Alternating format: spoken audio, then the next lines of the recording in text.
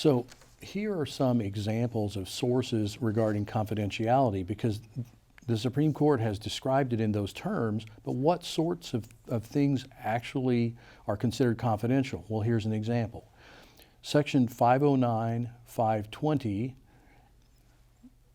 requires that certain information be included in particular court pleadings. So you may be required legally to put it in there, but you may be required to redact it because it's confidential.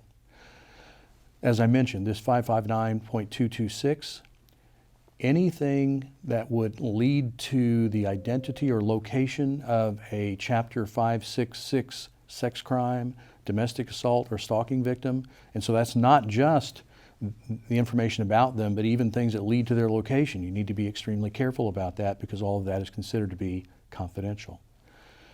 In criminal cases, the prosecutor may redact information in discovery responses in criminal proceedings. So that's another explicit example of how one party may have the ability to redact things that is not made accessible to other people, or at least not at that stage of the proceeding. And that Rule 2511B, you can also get protective orders for redaction in criminal cases.